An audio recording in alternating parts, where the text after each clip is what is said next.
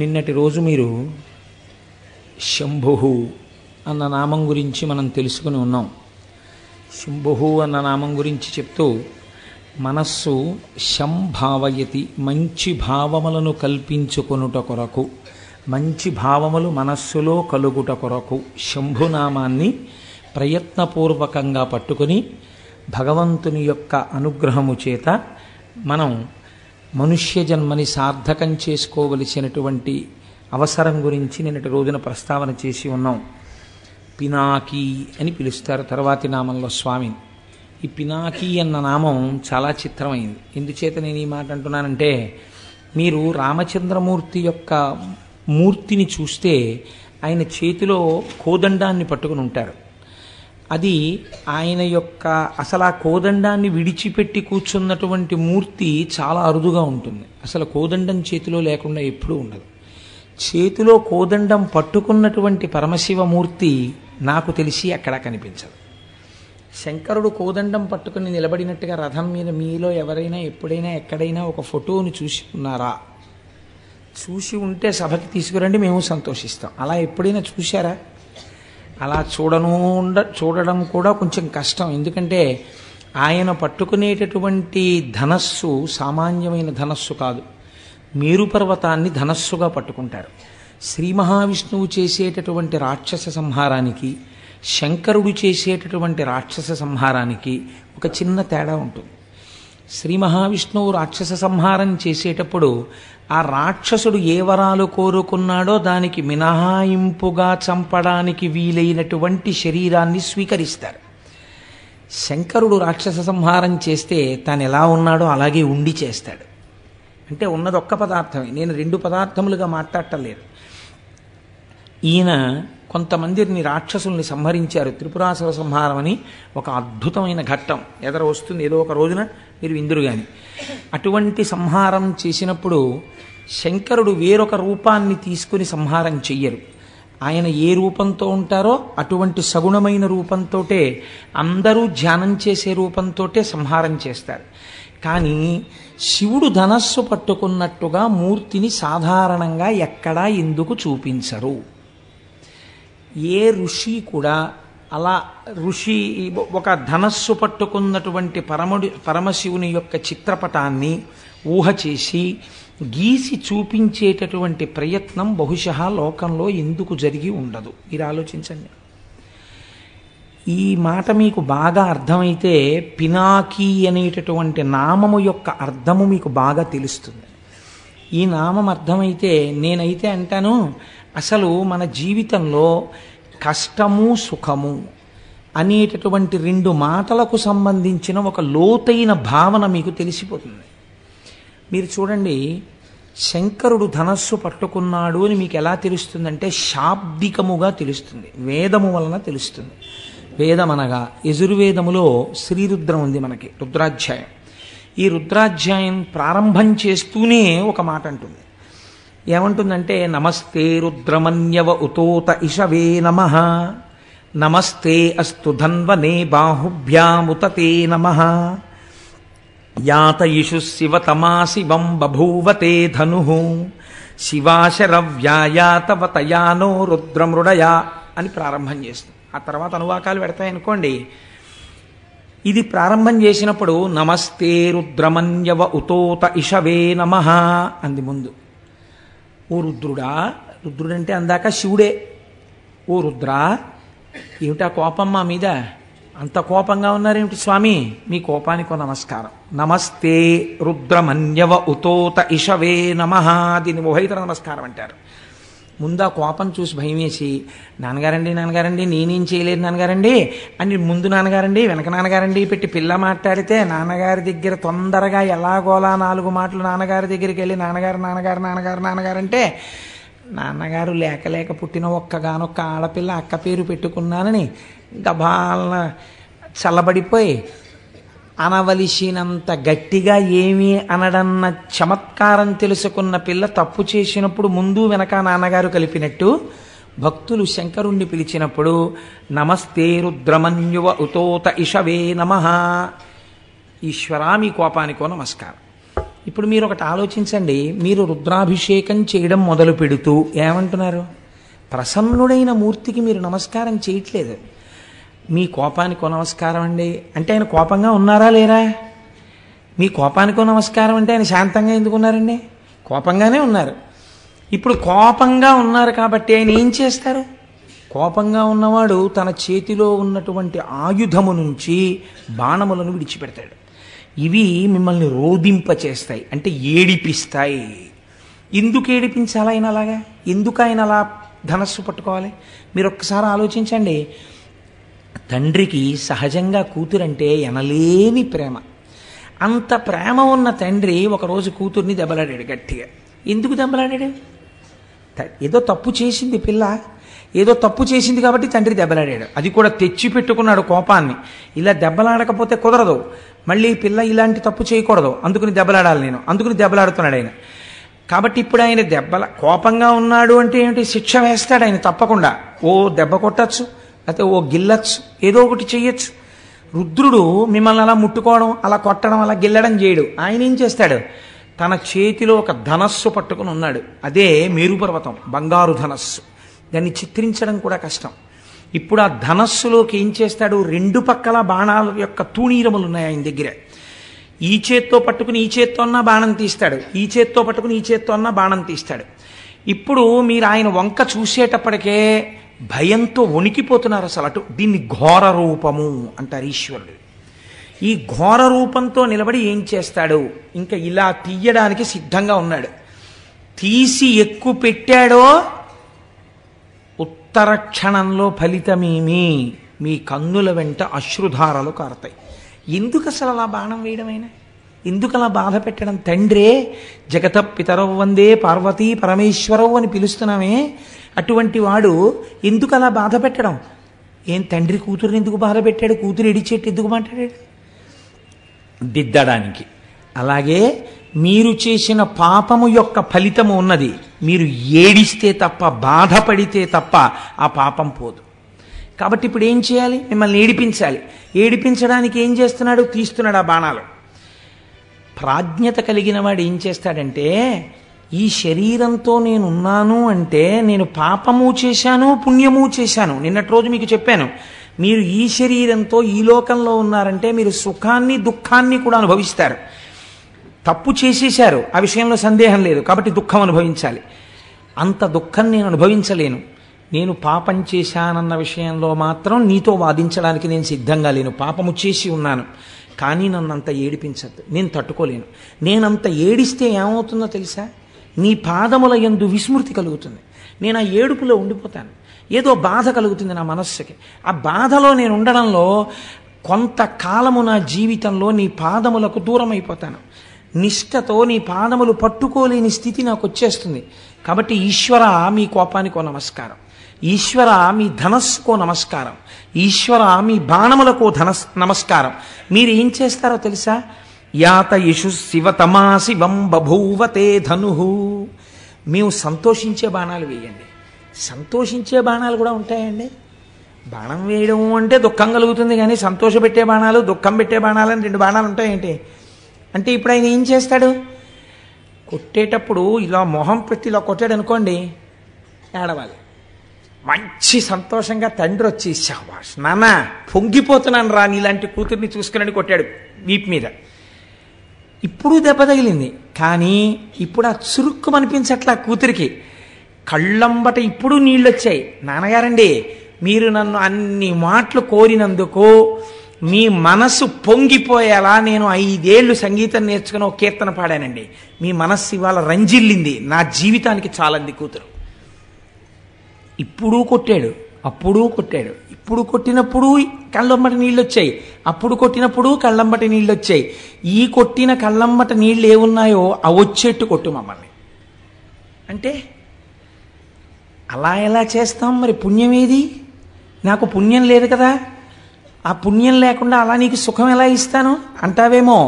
నిన్నటి రోజున మహేశ్వర శబ్దానికి మేమేం చెప్పాం? నువ్వు సర్వస్వతంత్రుడమని చెప్పాం. మేం చేసిన పుణ్యం ఏదీ లేకపోతే ఈ లోకంలో ఎందుకున్నాం? సుఖము దుఃఖము అనుభవించడానికి ఈ లోకంలోకి వచ్చాం. కాబట్టి ఏదో ఇంత పుణ్యం ఉందిగా మాకు. నువ్వు తలుచుకుంటే ఇంత పుణ్యాన్ని, అబ్బో ఎంత పుణ్యమో ఎంత పుణ్యమో ఎంత పుణ్యమో ఎంత పుణ్యం చేశాడో అని మమ్మల్ని పైకెత్తి మా జబ్బ చరిచేటంతటి వాణ్ణి చేసి నన్ను నీ భక్తుణ్ణి చేసుకుంటే ఎవరైనా అడ్డొచ్చారా? అలా చేసుకో, నన్ను నీ త్రోవలో పెట్టుకో. దీన్ని మార్చాడండి దూర్జటి. శ్రీశైలేషు భజింతునో యభవు కాంచీనాథు సేవింతునో కాశీవల్లభు కొల్వబోధనో మహాకాళేషు పూజింతునో నా శీలంబణువైన మెరువణుచున్ రక్షింపవే నీ కృపా శ్రీ శృంగార విలాసహాసములచే శ్రీకాళహస్తీశ్వర అన్నాడు. ఇందులో ఉన్న యాత ఇష శివతమా శివం బభూవతే ధను శివాశరవ్యాయాతవ తయానో రుద్రమృడయా. ఈ మంత్రాన్నే తీసుకున్నాడు ఆయన. కాబట్టి ఈశ్వర మమ్మల్ని అలా కృప చెయ్యండి. ఇప్పుడు ఈ ధనస్సుకి ఆ ధనస్సుకి మార్పు ఉందా లేదా? అది ఘోర రూపం, ఇది అఘోర రూపం. అంటే ఇప్పుడు ఆయన ప్రసన్నుడు, ఎంతో సంతోషంగా ఉన్నాడు. మొదటిది ఘోర రూపం. ఘోర రూపం వదిలేయి, శాంత రూపాన్ని స్వీకరించు. మా పట్ల ప్రసన్నుడివి కావు తండ్రి అని అడుగుతాం. అసలు పినాకము అన్న శబ్దాన్ని మీ జీవితానికి అన్వయం చేసుకోవడానికి రుద్రం ప్రారంభం ఇలాగే మాట్లాడింది. ఇది అసలు ధనస్సు. ఈ ధనస్సుని మీరు అన్వయం చేసుకోవాలి జీవితంలోకి. నేను ఏది చేస్తే ఘోర రూపంతో ఈశ్వరుణ్ణి చూడవలసి వస్తుంది. అలా చూడడం ఎందుకు? నాన్నగారండి నిజమే తప్పైపోయింది నాన్నగారండి, అంత కోపంగా చూడకండి నాన్నగారండి, ఆ ధనస్సు పక్కన పెట్టేయండి, మళ్ళీ మీరు నన్ను పూర్వం చూసినట్టుగా ప్రసన్నంగా నన్ను చూడండి నాన్నగారండి అని చెప్పుకోవలసిన రోజు నీ జీవితంలో ఎందుకు రావాలి? అసలు ఎప్పుడూ నీ తండ్రి నిన్ను ఎలా చూశాడో అలా చూసేటట్టు నువ్వు ఎందుకు ఉండలేవు? ఇది నీకు అర్థమైతే నీ తండ్రిని ఎప్పుడూ శాంత రూపంతో చూడాలని నువ్వు అనుకుంటే ప్రతిరోజు రుద్రపారాయణం నువ్వు చేస్తే ఆయన చేతిలో అలా చూడవలసిన అవసరం నీకు కలగకూడదు. నువ్వు శాంతముగా ఉన్నటువంటి శివదర్శనాన్ని కోరుకున్న వాడవై ఉండాలి. ఇప్పుడు చూడండి ఆయన ఏం చేస్తున్నాడు ఈ రెండు ధనస్సులు పట్టుకుని. మీరు చాలా జాగ్రత్తగా ఆలోచించండి. శివతత్వం చాలా గంభీరంగా ఉంటుంది. ఒక దుఃఖాన్ని ఇచ్చాడు. పరమభక్తుడు అనుకోండి, ఆయన దుఃఖం రాలేదనుకోండి, అప్పుడు శివుడు కటాక్షించినట్లు అని మీరు అనుకుంటున్నారా? అలా ఏం ఉండదు. కటాక్షం అంటే ఎలా ఉంటుందో తెలుసా అండి? చేయవలసినటువంటి హాని చేస్తాడు, కానీ దాని వలన మీరు కంటికి మంటికి ఏకధారగా ఏడవలసిన అవసరం లేకుండా చేస్తాడు. ఇది గమ్మత్తుగా ఉంటుంది. ఎలా ఉంటుందంటే, ఒక పిల్లవాడు ఆడుకుంటూ పడిపోయాడు. వాడి కాలుకు 6 ఫ్రాక్చర్లు అయ్యాయి. చూసిన డాక్టర్ గారు అన్నారు, అసలు వీడి తల పగిలిపోవాలి ఇలా పడిపోతాయి అన్నారు. తల పగలకుండా కాలు విరగ్గొట్టు వదిలిపెట్టాడు. ఇప్పుడు అందులో ఏముంది? తండ్రి ఏడ్చాడా లేదా? అయ్యో వీడి కాలు విరిగిపోయింది కొడుక్కను 3 నెలలు ఏడిచాడు వాడు కట్టేసుకు పడుకుంటే. కానీ తలే పగిలిపోయి ఉంటే జీవితాంతం ఏడవాలి. అలా ఏడవలసిన అవసరం లేకుండా 3 నెలలు ఏడ్చేట్టుగా తీశాడు. ఎందుకు తీశాడు? రోజు ఇలా చెప్పుకున్నాడు కాబట్టి. శివాశరవ్యాయాతవ తయానో రుద్రమృడయా అని చెప్పాడు. ఈశ్వర నేను తప్పకుండా తప్పు చేసి ఉంటాను, అందుకే ఈ ఉపాధిలో ఉన్నాను, కానీ ఘోరమైన శిక్ష నాకు వెయ్యకు, శిక్ష అనుభవిస్తాను. కానీ ఆ శిక్ష ఎలా ఉండాలంటే నీ పాదార విందముల యందు స్మృతిని పోగొట్టేటటువంటిది కాకూడదు. అటువంటి శిక్ష నాకు వెయ్యి అని అడిగాడు. ఇప్పుడు వాడు తట్టుకోగలిగినంత శిక్షని వేస్తాడు. అలా వేస్తే అంత శిక్ష ఎందుకు వేయలేదు అని మీరు నేను అడగలమా? ఆయన స్వతంత్రుడు, మహేశ్వరుడు. కాబట్టి ఇప్పుడు ఏమైంది? దీని వలన మీ పాపం పోయిందా లేదా? ఇప్పుడు మీరు కేవలము ఘోర రూపంతో ఈశ్వరుడు శిక్ష వేసిన తామసికుడు అని మీరు చెప్పకూడదు. ఎందుకు చెప్పకూడదు అంటే, ఈశ్వరుడు అలా మీకు శిక్ష వేసేయడం వల్ల మీ పాపం పోయింది. చెయ్యరానంత ఘోరమైన నేరాలు చేశాడండి. అన్ని నేరాలు చేసినా రాష్ట్రపతి క్షమాభిక్ష పెట్టారు. ఇప్పుడు ఆయన మామూలుగా అందరితో పాటు జీవనం చేసుకుంటూ బయట తిరుగుతున్నాడా? తిరగట్లేదా? తిరుగుతున్నాడు. కోర్టు ఆయనకి మరణశిక్ష వేసింది, రాష్ట్రపతి క్షమాభిక్ష పెట్టాడు. ఆయన శిక్ష అనుభవించేసినట్టేనా కాదా చేసిన నేరానికి? ఇంకా మళ్ళీ ఎప్పుడైనా పట్టుకెళ్ళిపోతారేమో అన్న భయం ఉంటుందా? ఉండదు.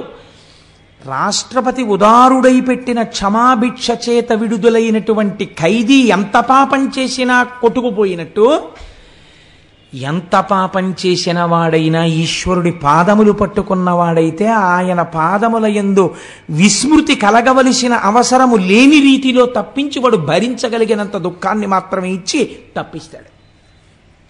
కాబట్టి మీకిప్పుడు శిక్ష వెయ్యడంలో కూడా ఆయన ఒక తండ్రి బిడ్డణ్ణి చూసుకున్నట్టు చూసి కొడతాడు. తండ్రి కొడతాడు కొడుకుని, కానీ చిన్న పిల్లవాడిని తండ్రి కొట్టడంలో ఎంత జాగ్రత్త తీసుకుని కొడతాడో తెలుసా అండి? వాడు నిలబడితే ఎక్కడ పడితే అక్కడ కొట్టడం, చెయ్యుంది కదా అని ఆ పిల్లాన్ని నెత్తి మీద అక్కడ ఏం కొట్టాడు తండ్రి, ఏది ఏది అని లెంప మీద కొడతాడు, చెంప మీద. ఎందుకని? ఇక్కడ కొడితే పిల్లవాడికి ఏం ప్రమాదం రాదని. గూబ మీద కొట్టేశాడు అనుకోండి పిల్లవాడిని, ఈయనే పరిగెత్తాలి 15 రోజులు ఇంటెన్సివ్ కేర్ యూనిట్కి. అందుకని ఏ తండ్రి తన బిడ్డడి గూబ మీద కొట్టుకోడు. ఏ తండ్రి అయినా తన బిడ్డని రక్షించి శిక్షయందు రక్ష వేసేటప్పుడు చెంప మీద మాత్రమే కొడతాడు. అది కూడా దాటిపోయాడు అనుకోండి, తండ్రి కోపం అవధులు మీరిపోయేటట్టుగా కొడుకు చేస్తే అప్పుడేమో వాడి యొక్క తెంపరితనం చేత తండ్రి చెయ్యి గూబ మీద తగులుతుందేమో, కానీ ప్రయత్నపూర్వకంగా గూబ మీద కొడతానన్న తండ్రి ఉండడు. మీరు అలా ఉండాలని అనుకుంటే ఆయన తండ్రిగా ఉండడానికి ఎప్పుడూ సిద్ధంగా ఉన్నాడు. కాబట్టి ఈశ్వర, మేము పాపం చేశాం, మీరు ఈ ధనస్సుతో మాకు కనపడద్దు, మీరు ప్రసన్నమూర్తి అయి కనపడండి. ఇప్పుడు మీరు చూడండి, శిక్ష వెయ్యడంలో కూడా ఔదార్యం ఉన్నదా లేదా? ఉన్నదనే కదా మీరు ఒప్పుకోవాలి. అసలు సనాతన ధర్మం మనకున్న చాలా గొప్పతనం ఏమిటో తెలుసా అండి? మీరు చేసే పాపానికి ఫలితం ఇచ్చేవాడు ఒకడు మిమ్మల్ని భయపెట్టడానికి, మీ భయం తీయడానికి ఒకడు, ఇద్దరు ఉండరు. భయకృత్ భయనాశన, భయాన్ని సృష్టించేవాడు పరమాత్మే, భయాన్ని తీసేసేవాడు పరమాత్మే. ఇది సనాతన ధర్మమునందున్నటువంటి జీవధార.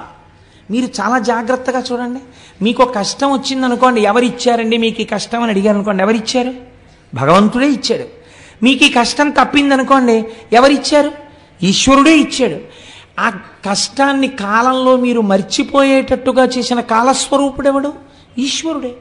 గురుస్వరూపి అయి మళ్ళీ వచ్చి మీ మనస్సుకి వచ్చిన గాయాన్ని మాన్పించి మిమ్మల్ని యథామార్గమునందు మళ్ళీ తిప్పినవాడెవరు? ఈశ్వరుడే. కాబట్టి ఈశ్వరుడు యొక్క కారుణ్యమునకు అంతులేదు.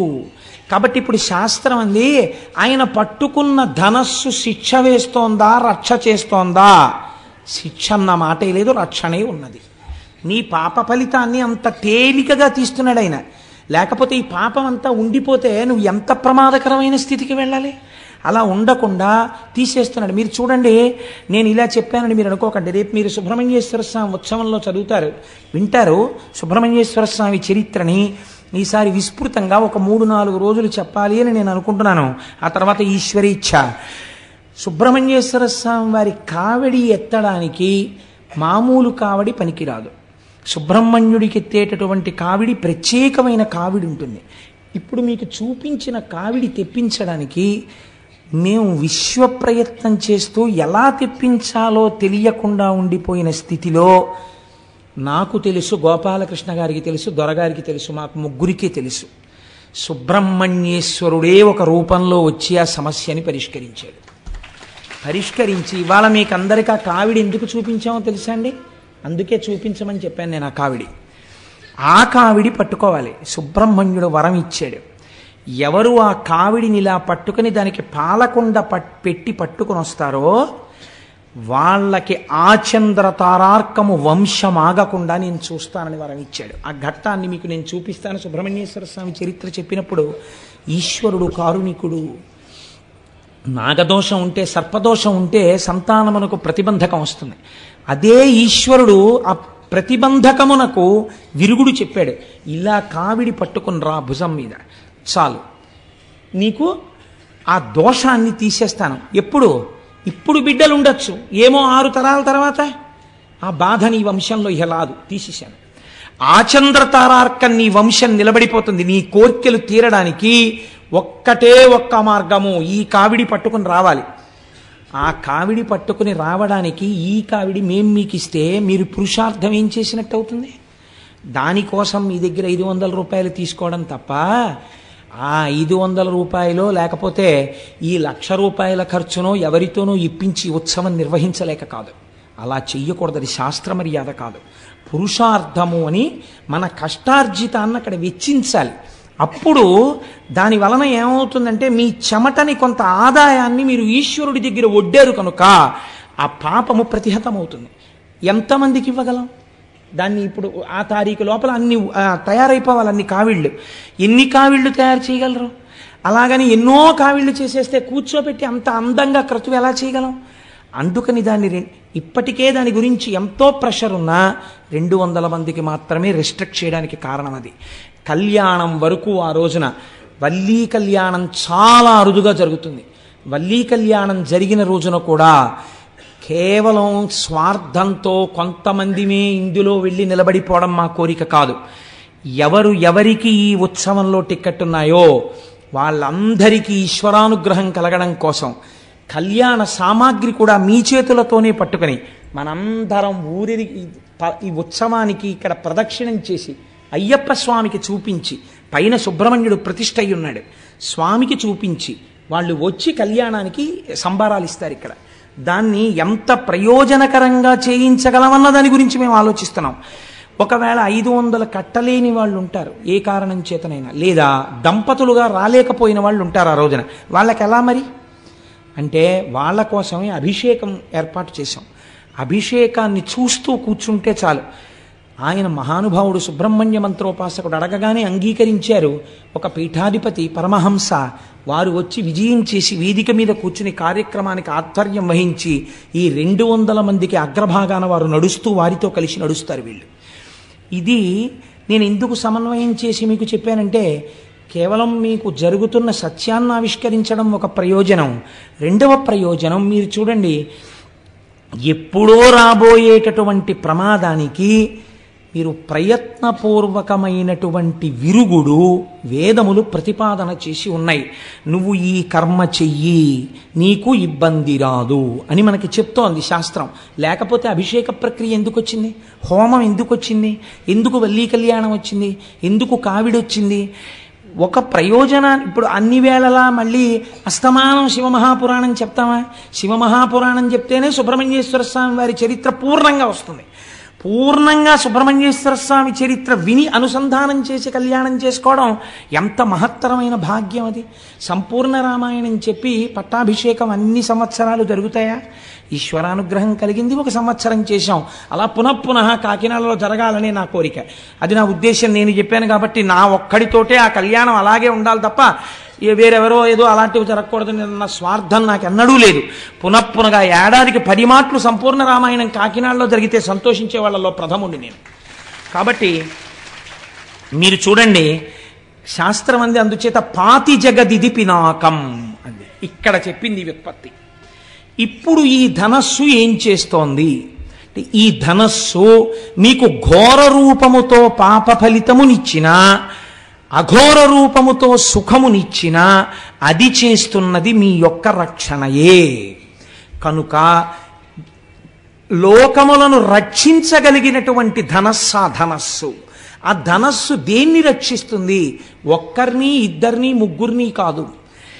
ఎన్ని కోట్ల మంది ఉన్నారో, ఎన్ని బ్రహ్మాండాలున్నాయో, ఇన్ని బ్రహ్మాండములనన్నింటినీ, ఇన్ని జీవుల్ని రక్షించగలిగినటువంటి ధనస్సు ఆయన చేతి యందున్న ధనస్సు.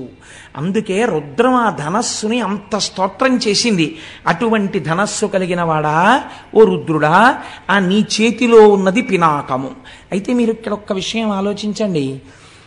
ఆ పిలిచేటప్పుడు మహేశ్వర శబ్దాన్ని కానీ శివ శబ్దాన్ని కానీ తిన్నగా ప్రయోగించకుండా నమస్తే రుద్ర అంటూ రుద్ర శబ్దంతో ఎందుకు ప్రారంభం చెయ్యాలి ధనస్సుని? ధనస్సుకి రుద్ర శబ్దానికి ఏమైనా దగ్గర సంబంధం ఉందా? లేకపోతే రుద్ర సంబంధంతో ధనస్సుని ఎందుకు అన్వయం చేసింది వేదం? వేదం అంటే ఎదుర్వేదం అండి. ఎదుర్వేదమే రుద్రాధ్యాయం. అంటే రోదయతి సర్వమంతకాలే ఇది రుద్ర. రుద్రుడనగా ఎవరు? ఆఖరణ ఈ సమస్త లోకములను లయం చేసేస్తున్నప్పుడు అందరినీ ఏడిపించేవాడెవడో వాడు రుద్రుడు. ఇప్పుడు ఈ మాట మీరు కొంచెం చాలా జాగ్రత్తగా ఒడిసి పట్టుకోవాలి. ఇప్పుడు ఏమైంది? నేను చెప్పిన దానికి ఇది పూర్తి విరుద్ధమై కూర్చుంది. ఇప్పుడు ఆయన ఏం చేస్తాడు? అంత్యకాలమునందు అనగా లోకములనన్నింటినీ చిట్ట చివర ప్రళయ జలముల యందు ముంచేసేటప్పుడు అందరినీ పెద్ద పెట్టును ఏడిచేటట్టు చేస్తాడు. ఏమండి, మీరు ఇందాకడి నుంచి ఆ ధనస్సు యందు రక్షణ ఉంది అన్నారే, పిలిచేటప్పుడు రుద్రశబ్దంతో పిలిచారు ఈ ధనస్సుని, రుద్రుడి చేతిలో ఉన్న ధనస్సుని పిలిచారు. రుద్రశబ్దానికి ఉన్నటువంటి వ్యాఖ్యానం ప్రళయమునందు లోకములను ఏడిపించేవాడు అని ఉంది. ఏడిపించడానికి ధనస్సు పట్టుకుంటే అది రక్షణ ఎలా అవుతుంది? ఇప్పుడు ఆ ధనస్సుకి పాతి జగదిది అన్న అన్వయం ఎలా కుదురుతుంది? నేను మీకు అర్థమయ్యేట్టు చెప్పగలుగుతున్నాను అనుకుంటున్నాను. కొంచెం జటిలమైన విషయం కాబట్టి మీరు చూడండి, ఆయన ఏడిపించినట్టే కనపడుతుంది. కానీ మీకు నేను ఒక్క ఉదాహరణ చెప్తే మీరు పట్టేసుకుంటారు. ఒక పిల్లవాడు